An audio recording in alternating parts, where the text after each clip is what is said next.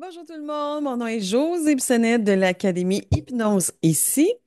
C'est un sujet qui m'intéresse beaucoup, hein, la petite voix intérieure chez l'enfant. Chez l'adulte, chez l'ado et l'adulte, ça veut dire autre chose.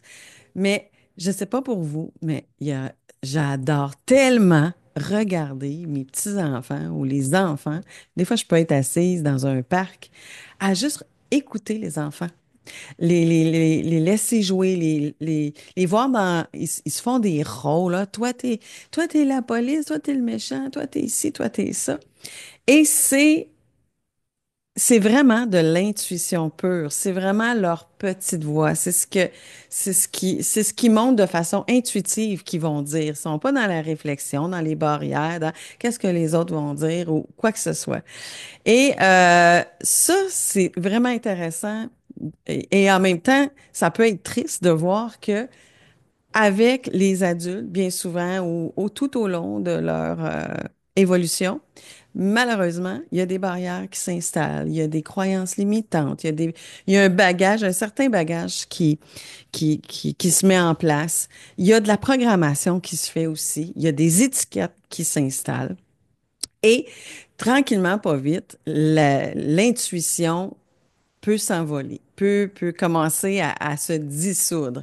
Et là, bon, rentre plus dans les règles, plus dans la société, plus dans ce qu'on devrait être, ce qu'on devrait faire, et on suit. On suit comme l'évolution de ce qu'il y a autour de nous.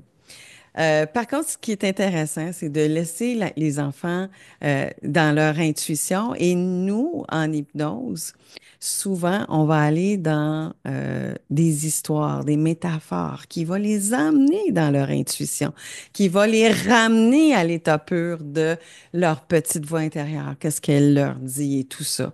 Et les enfants, lorsqu'on les entend là, jouer des rôles comme ça, c'est certain qu'ils modélisent. Hein. Ils vont modéliser souvent les parents, comme ils vont modéliser leur père comment est-ce qu'il agit, ou la mère comment est-ce qu'elle agit, ou ce qu'ils ont vu à la télévision et tout ça. Donc, l'importance que les adultes signifiants autour d'eux soient dans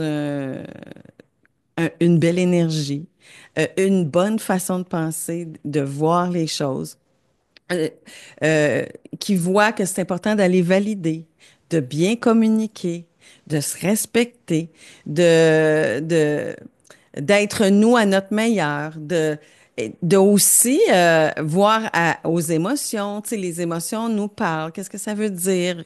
C'est un parent ou un intervenant.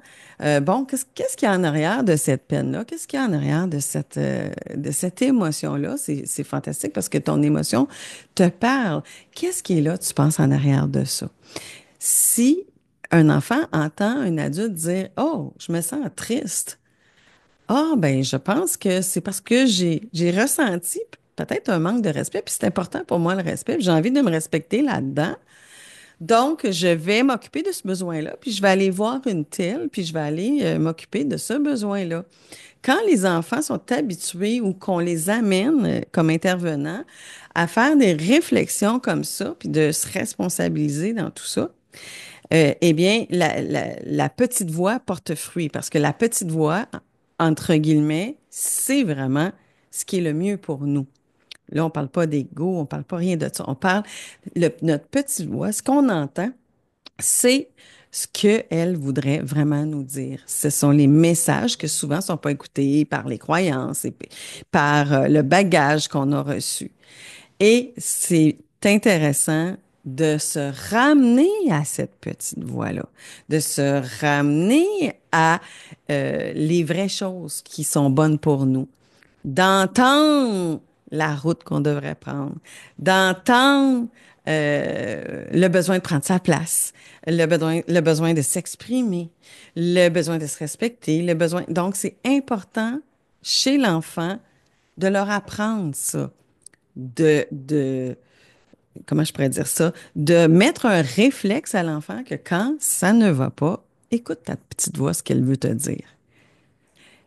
Et cette petite voix-là va t'emmener à avoir des choix, à prendre, à faire des choix.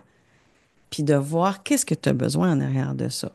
Donc, les intervenants en hypnose, on va beaucoup dans l'imaginaire.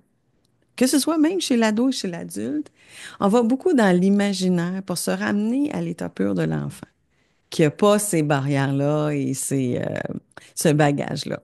Donc, écouter sa petite voix intérieure en tant qu'adulte d'abord, pour que nos enfants nous modélisent, nous entendent s'occuper de ça, pour accompagner nos enfants dans un mieux-être, pour que ça soit, pour qu'ils voient que c'est important.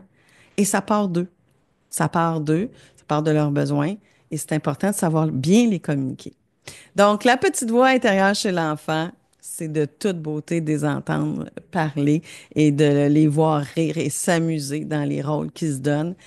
Et ça, c'est vraiment la petite voix qui est là. Et j'adore ça. J'adore vraiment, vraiment écouter ça. Les enfants sont purs, sont fantastiques. Vraiment, sont trop mignons. Je les adore.